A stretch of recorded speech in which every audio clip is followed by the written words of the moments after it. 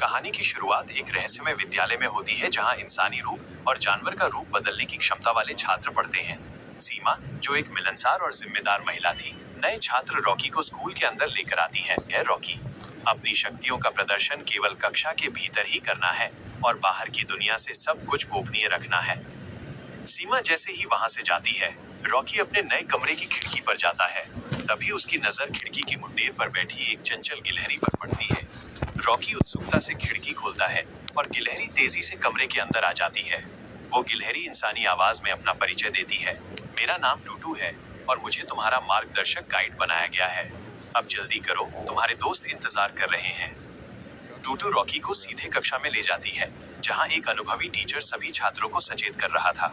Teacher ने गंभीर लहजे में याद दिलाया, तुम्हारी शक्तियों का इस्तेमाल केवल कक्षा में ही अनुमत है और रूप बदलते समय अत्यधिक सावधानी बरतना, ताकि कोई भी बाहरी व्यक्ति तुम्हें देख न पाए। रॉकी, तुम नए हो, इसलिए ये बात तुम्हारे लिए बहुत जरूरी है। टीचर ने रॉकी को अपनी शक्ति का इस्तेमाल करने के लिए कहा, लेकिन इससे पहले कि रॉकी कुछ कर पाता, एक लंबा, बलशाली लड़का अपनी शक्तियों का इस्तेमाल करता है और देखते ही देखते वो खुद को एक विशाल और शक्तिशाली सांड में बदल लेता है। हालांकि सांड को अपनी शक्तियों पर पूरी तरह से नियंत्रण नहीं था और वो बहुत देर तक अपने मानव रूप में नहीं रह पाया। ये देखकर कि उसका साथी कितनी आसानी से रूप बदल लेता है, रॉकी अचानक बहुत असुरक्षित महसूस करने लगा। उसे लगा कि वो अपनी असली शक्तियों से बहुत दूर हो गया है। उसने दोबारा अपनी शक्तियों को आजमाने का फैसला किया, लेकिन झिझक कर पीछे हट गया। तभी सीमा वहां आती है और रॉकी को हौसला देती है। उसकी मदद से रॉकी अपने अतीत के पलों को याद करने लगता है, जंगल में अपने परिवार के साथ बिताए हुए प्यारे पल। ये यादें उसके अंदर एक नई हिम्मत भर देती हैं। धीरे धीरे रॉकी का रूप बदलने लगा और वो एक शानदार शेर बन गया। इसके तुरंत बाद प्रिंसिपल सीमा सबको आदेश देती हैं कि वे अपने अपने जानवर के रूप में आ जाएं। जब रॉकी देखता है कि उसके आसपास के ज्यादातर छात्र खूंखार भेड़िए बन चुके हैं, तो वो डर जाता है। सीमा उसके पास आती है और समझाती है, रॉकी, इस स्कूल में तुम इंसानी और जानवर दोनों रूपों में जीना सीखोगे और दोनों दुनिया के बीच एक मजबूत संबंध। कुछ समय बाद जब रॉकी अपने कमरे में आराम कर रहा था, तो उसका एक दोस्त उससे मिलने आया और उसे बताया कि वो उसका नया रूम पार्टनर होगा। तभी रिया नाम की एक लड़की भी वहां आती है और बताती है कि अब उन्हें जंगल जाने का समय हो गया है। खाना लेते समय रॉकी की मुलाकात एक ऐसे लड़के से होती है जो स्कूल में इकलौता है जो रॉकी की तरह एक छोटी बिल्ली में बदल सकता है। ये लड़का स्कूल आने से पहले एक इंसानी परिवार का पालतू जानवर था और एक बार मालिक का खाना चुराते हुए पकड़ा भी गया था। जब उसने सबके सामने अपना असली रूप दिखाया, तो स्कूल के बाकी छात्र उसका सम्मान करने लगे, लेकिन उसका जानवर रूप बहुत ताकतवर था, इसलिए स्कूल के कुछ कमजोर जानवर उससे डरते थे और उससे दूर रहने लगे थे। एक दिन यह ताकतवर लड़का मुश्किल में फंस जाता है और उसका दोस्त उसकी मदद के लिए आता है। वो भेड़ियों से भिड़ जाता है और नतीजतन वो खुद मुसीबत में पड़ जाता है। जब भेड़िए छात्रों को डराने की कोशिश करते हैं, तभी टीचर वहां आकर सबको शांत करा देते हैं। रात को जब रॉकी अपने परिवार के बारे में सपना देख रहा होता है, तो उसका रूम पार्टनर उसे जगा देता है। दरअसल उसके रूम पार्टनर ने नींद में ही अपना रूप बदल लिया था और गलती से अपना बिस्तर तोड़ दिया था। वो बताता है कि वो हफ्ते में 1-2 बार ये गलती कर ही देता है। ये देखकर रॉकी समझ जाता है कि आने वाली रातें इतनी शांत नहीं होने वाली हैं। अगले दिन स्कूल में 2 छात्रों को आमने सामने लड़ने के लिए कहा जाता है, लेकिन लड़ाई शुरू होने से पहले शक्तिशाली सांड वहां से भाग जाता है। उसकी जगह लड़ने के लिए रॉकी को चुना जाता है। रॉकी अपनी शक्तियों को लेकर थोड़ा उलझन में था। तभी स्कूल का टीचर उसकी मदद करता है। वो पहाड़ी की मिट्टी से भरे टुकड़े उसकी नाक पर लगाकर उसे सूंघने के लिए कहता है। जैसे ही रॉकी उस गंध को सूंघता है, वो अपनी शक्तियां पा जाता है और फिर से शेर में बदल जाता है। वह तुरंत युद्ध में उतरता है। भालू से आकार में छोटा होने के बावजूद वो अपनी ताकत और फुर्ती के दम पर जीत हासिल कर लेता है। इसके बाद एक मोटे बिल्ली और एक मोटे नेवले को लड़ने के लिए बुलाया जाता है। नेवला अपनी जहरीली गैसों से बिल्ली को डरा देता है और बिल्ली भाग जाती है। इस तरह नेवले को बिना लड़े ही जीत मिल जाती है। स्कूल खत्म होने के बाद एक आदमी रॉकी से मिलता है और कहता है कि वो उसका टीचर बनना चाहता है। वो रॉकी को मिट्टी से भरा एक बैग देता है और कहता है, तुम्हारा भविष्य बहुत उज्जवल है। बाकी छात्र यह देखकर गुस्से में आ जाते हैं और सोचने लगते हैं कि टीचर इस नए लड़के पर ज्यादा ध्यान दे रहा है। इसी चलन की वजह से स्कूल का एक लड़का रॉकी को 2 भेड़ियों से लड़ने की चुनौती देता है। वो कहता है कि अगर रॉकी जीत गया तो उसे कभी परेशान नहीं करेंगे। दोपहर के बाद रॉकी अपने दोस्तों के साथ ट्री हाउस जाता है और उन्हें बताता है कि उसने ये चुनौती स्वीकार कर ली है। उसका दोस्त डर जाता है कि कहीं रॉकी की गलती की वजह से उसे स्कूल से बाहर न निकाल दिया जाए, लेकिन रॉकी कहता है, मैं अब और ताने बर्दाश्त नहीं कर सकता। जब दोस्त उसे नहीं समझा पाते तो रिया कहती है, मैं तुम्हारा साथ जरूर दूंगी। उसका दोस्त मुस्कुराते हुए कहता है कि वो इंतजार करेगा कि भेड़िए कैसे हारते हैं। रात को तीनों चुपके से हॉस्टल से निकलकर जंगल पहुंचते हैं। रॉकी रूप बदलने से पहले छोटा बैग सूंघता है और शेर बन जाता है।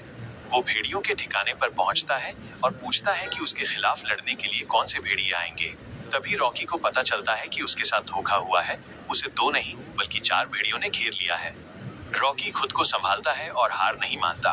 भेड़ियों की संख्या ज्यादा थी, इसलिए वे पीछे से रॉकी पर हमला कर देते हैं और उसे काटने लगते हैं। ये देखकर रिया अपने दोस्त को धोखा देती है, झूठ बोलती है ताकि वो एक शक्तिशाली सांड का रूप ले सके और रॉकी की मदद कर सके। सांड के रूप में वो भेड़ियों का ध्यान भटकाता है। उसी समय रॉकी भेड़ियों पर एक जोरदार वार करता है। यह देखकर भेड़ियों के बाकी साथी डरकर भाग जाते हैं। नतीजा यह निकलता है कि वे सभी भेड़िए हार मान लेते हैं। अगले दिन टीचर देखता है कि उसके कई छात्र घायल हैं, इसलिए वो उन्हें अस्पताल जाने की सलाह देता है। जब वो चोट के बारे में पूछता है तो सब अलग अलग कारण बताते हैं, लेकिन टीचर को पता चल चुका था कि वे किसी लड़ाई में घायल हुए हैं। प्रिंसिपल सीमा जब रॉकी से पूछताछ करने वाली होती है तभी उसे टीचर के साथ घूमने का निमंत्रण मिल जाता है। टहलते समय रॉकी को पता चलता है कि टीचर को पिछली रात की लड़ाई के बारे में सब पता है। टीचर कहता है, अगर तुम सच में एक ताकतवर शेर हो तो तुम्हें 4 भेड़ियों को हराने के लिए किसी की मदद की जरूरत नहीं होनी चाहिए। चूंकि रॉकी ने बहुत कम उम्र में अपने परिवार को छोड़ दिया था, इसलिए वो ठीक से शेर की तरह लड़ना या शिकार करना नहीं जानता था। इसलिए टीचर रॉकी को एक अच्छा शिकारी बनाने के लिए उसे खुद सिखाने का फैसला करता है। घूमने के बाद टीचर रॉकी को स्कूल वापस ले आता है। वहां पहुंचते ही प्रिंसिपल सीमा टीचर पर गुस्सा करती है और कहती है कि वो किसी भी छात्र को खास व्यक्तिगत महत्व नहीं दे सकता। इसके बाद सीमा रॉकी से बात करती है और समझाती है कि अगर उसे स्कूल में रहना है तो उसे बाकी छात्रों की तरह नियम मानने होंगे, यानी कक्षा के समय के अलावा कभी भी लड़ाई झगड़ा नहीं करना है। सीमा के जाते ही रॉकी के दोस्त उससे पूछते हैं कि क्या हुआ। तभी वे देखते हैं कि स्कूल की एक लड़की जंगल की ओर जा रही है। रॉकी उसका पीछा करता है। वे देखते हैं कि जंगल के बीच में एक टीचर सभी लड़कों को सिखा रहा है और हाल ही में हुए जानवरों के हमले के बारे में चर्चा कर रहा है। सभी कॉलेज के लड़कों का मानना है कि ये हमला साधारण जानवरों का नहीं बल्कि एक खतरनाक शेर का है और अगर ये हमला जारी रहा तो इंसानों और जानवरों के बीच की शांति खत्म हो जाएगी। रिया और उसके साथी इन हमलों को रोकने की योजना बनाने का सोचते हैं। स्कूल लौटकर रॉकी अपने दोस्त को बताता है कि जब वो अपनी माँ के साथ शहर में रुका हुआ था तब उसने 4 भेड़ियों को इंसानों पर हमला करते हुए देखा था।